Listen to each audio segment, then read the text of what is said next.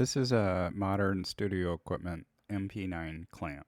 It is their take, at least I believe, on this style of clamp. This one is actually a Mathilini clamp based off of Cardellini. Many other companies make them, but I like Mathilini and Cardellini probably the best. And these are, don't get me wrong, these are great clamps. They clamp to pipe, they clamp to flat surfaces and square surfaces.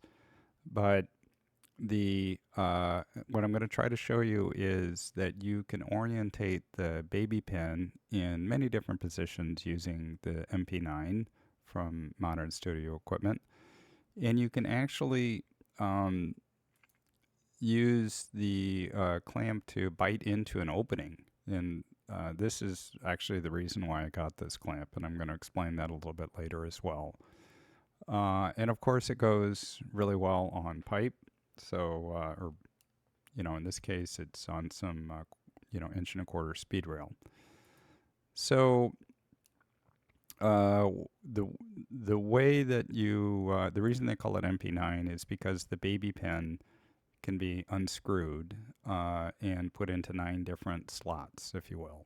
So this is one way to do it. It's just simply screwed to the bottom of the Acme thread, or I should say the top of the Acme thread, where the handle twist.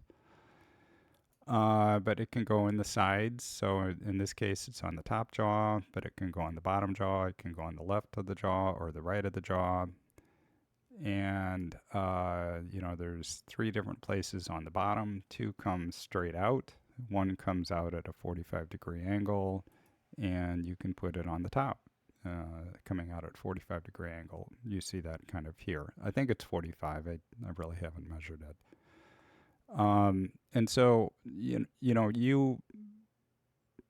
may not know how you would use one of these 9 configurations, but what I would say is that you may find that there are times that having a fixed configuration, such as you see here, isn't necessarily getting the job done for you. So having the options is good. So that's one of the reasons that I enjoy using this style of clamp, and why I'm making this video. The other thing that I would say about the clamp, this might be a good segue to that, is that you'll notice in all of these photos, the clamp is sitting flat on the surface. And that's because the bottom is flat. And if you notice, the bottom has threads in it. So these are standard industry style threads to put the baby pin in. So it's 3/8 16 is the type of thread that you look at. So you could screw this onto a piece of board. You could screw it onto a pancake, and that's just a different way for you to get your light attached to something that's a little bit more stable. Like I would use this for a background light. And what I would also say, though, is the clamp has a fair amount of weight associated with it. I mean, it's not super heavy, but it has some heft. So, I've put this on a flat surface and put a strobe head, in this case, like a Profoto acute head. I wouldn't say it's big, but I wouldn't say that it is also small and lightweight. It has some mass associated with it, and without clamping it to anything, it works just laying it on a board for a background light. Or, I will use speed rail, and in this configuration, putting it on the ground, it's really, really stable. It's a great way, this is 2 feet of speed rail. It's a great way to configure a backlight. But this is a feature that I really, really like, and that is to be able to expand the jaws and clamp them inside of an opening. This is a full apple box, so you can see that it's clamped to the top and the bottom handle. you should also note that the handle for opening the clamp is not blocked by the side of the speed box, so I can still spin the handle to open or close it. So that's a nice feature. If I were using a half apple box, those only have one opening. Then I just flip the clamp around and use the other side of the clamp, and then has a smaller bite. And that's a way that I can get it attached to an apple box. Two different ways: a full apple box and a half apple box. So why am I talking about apple boxes in this scenario? I mean, you can obviously put this on the ground, get your light low, but the apple boxes, and hopefully you have some. If you don't, you may want to go get some. They're super useful. They literally raise the ground, so they put your subject um, higher off the ground or higher off of a table. Um, and they do it very, very securely because they have a little bit of mass. And you could, for example, have the configuration you see here and then put this on top of a table. Or you could put it on a couch, or you could put it on a chair. You could, have your clamp attached to the apple box. The apple box has weight. It's going to stay securely wherever you let it rest. Uh, and that just opens possibilities for you to put a light in a place where you may not have thought about putting a light before. So, oftentimes when trying to clamp a light to the top of a table, let's see if I can find that here.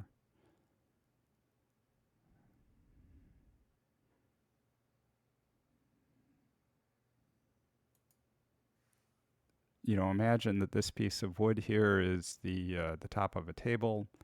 The lip of that top of the table may not allow you, it may not be deep enough that you can get both the front of this style of clamp as well as the back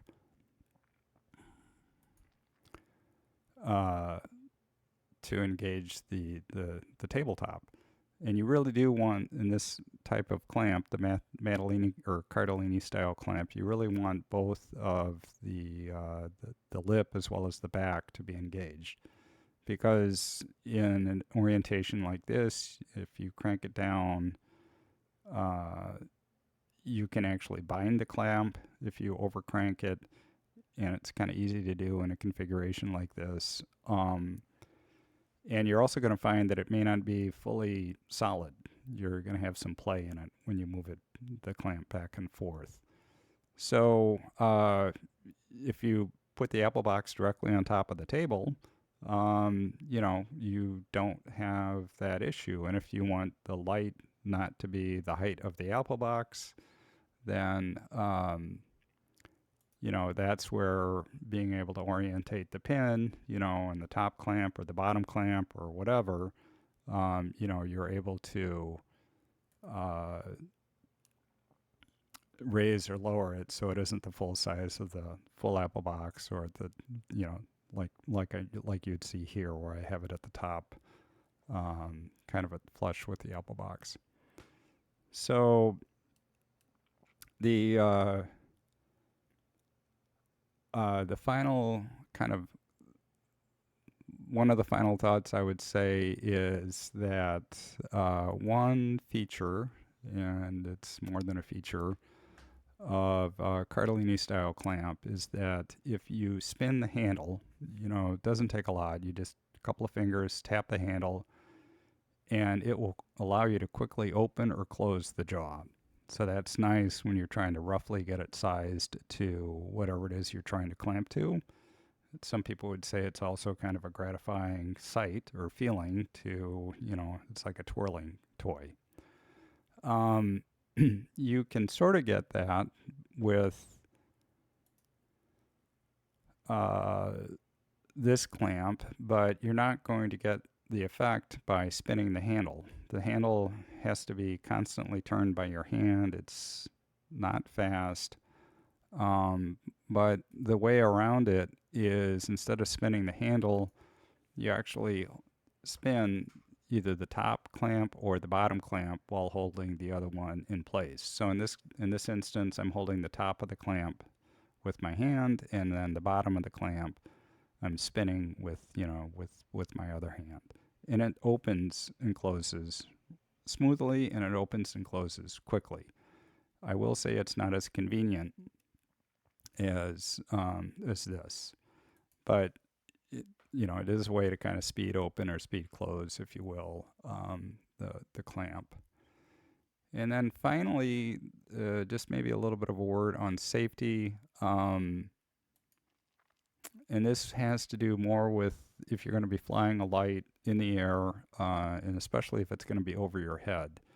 So on the bottom of a lot of baby pins that come, I would guess any baby pin you're going to see from Matthews or modern studio equipment, they're going to have a little hole in there, and that hole is to hold a cotter pin. So if this pin is aiming towards the ground and it's above your head, and if you have a grip head attached to it, you want to have enough space between the grip head and this hole so that you can slide in a cotter pin. And a cotter pin just means it's just one more layer of safety so that the grip head isn't going to slip off with your light and do, you know, at a minimum hurt the light, uh, potentially, and at the other end it falls on someone and you hurt the person and or the light. So cotter pins are easy to use. They're not that expensive. You can get them at Amazon. And the reason that I'm making kind of a deal out of this is that the area on this clamp here that you would attach a gobo head to, some gobo heads actually are going to cover up the cotter pin. They're uh, they're going to be so wide that they actually overlap the area that the threads at the bottom are coming out to. So on the one that Modern makes, this shiny part here, it works on. I have several different styles of gobo heads, and I don't have an issue with any of them letting me have access to the safety pin. And then the final, I guess, comment I would make is that, and you don't need this clamp in order to do this, but if you do fly a light above your head, get some cord, get some, paracord or something that has some strength associated with it. Or, in the film industry or the motion industry, they use safety cable. You can buy that at a lot of places. It's not that expensive. And just make sure that your light is connected through the safety cable so that if, however you've rigged it, comes loose, it is going to catch on the cable and not either hit someone in the head or, damage the light if it falls to the ground. But the reason that I'm showing you this image here is that there are a couple of slots in the clamp. You can see them at the front of the clamp, and those are just tie-off points, or potentially tie-off points for, putting in your safety cable. I often think, and this is just me, but I often think that, in the cinematography world, there's a group of professionals called grips that they work with this stuff day in and day out. They're working with the speed rail that you see here. They're working with these kind of industrial clamps like you see here. And because they're on sets, they acquire the knowledge to safely secure them, and they have the imagination to figure out all sorts of places to hang a light.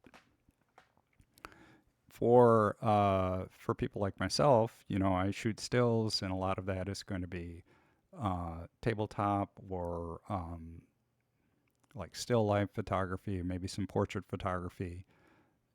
Yeah, my thought process around some of this grip equipment is a little bit limited.